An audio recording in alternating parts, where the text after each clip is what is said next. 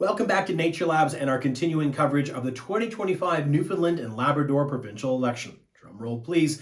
We have a result. We know that the Progressive Conservative Party is on track to form the next government of Newfoundland and Labrador, ending nearly 10 years of Liberal rule. That means that Tony Wakeham will be the next premier of this province. Now, there are some caveats, so let's get into it. Right now, as you've probably seen, the Conservatives are sitting at about 21 seats. That's the slimmest of majorities in the House of Assembly. What does that mean? Well, as you know from social studies class, to have a majority government, you need to have the most seats in the legislative body, in this case, the House of Assembly. That's literally 21 of the 40 seats. So nothing can go wrong for the Conservatives, and a few things could yet go wrong. A minority government, of course, is what would go wrong in this scenario. We know the Conservatives will get the most seats in the House of Assembly. We just don't know if they'll get the majority of seats. Of course, as you know, a minority government is when you have the most seats but not that majority number.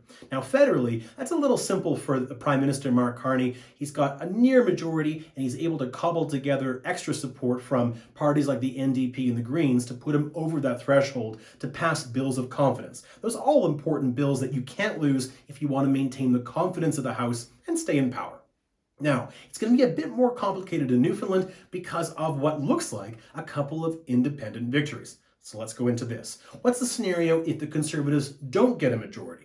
Well, even at 21 seats, that's the slimmest of majorities, as we said, but it's going to be subject probably to recount. There's lots of very, very close races. Those close races, especially if they're under a certain threshold of votes, they automatically get reviewed by the judicial branch of government to see if the vote was counted accurately. Of course, mistakes can happen. We're human, and that's why it's important in our fair and open, transparent, democratic elections to make sure that we have judicial reviews for those close races. So that could happen, and that could basically cost the Progressive Conservatives that seat that is currently keeping them on the majority side of the ledger.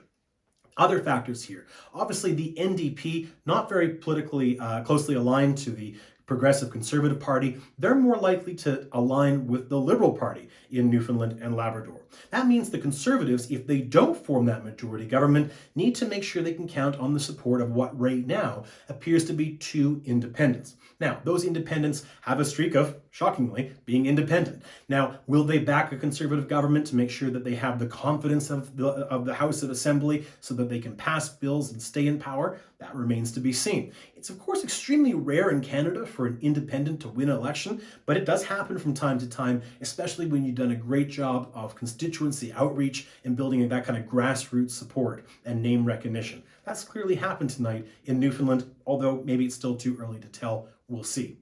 But what does this all mean for the future of the province? Well, it does mean that it's a very narrowly contested election, and there's still probably a pathway for the Liberals to form government if the Progressive Conservatives can't get that all-important majority and have to rely on the support of other parties, and if those parties aren't willing to give them the support. These are all the things that will come out in the next few days as power-sharing agreements are discussed, but the bottom line right now is we know the Progressive Conservatives will have the most seats in the House of Assembly by probably a fairly significant margin in Newfoundland terms, and may still yet get that majority government. Of course, recounts can go both ways. While it could take away seats from them, it could also add seats to them to give them that margin for error to govern with a bit of flexibility, a bit of confidence, if you will.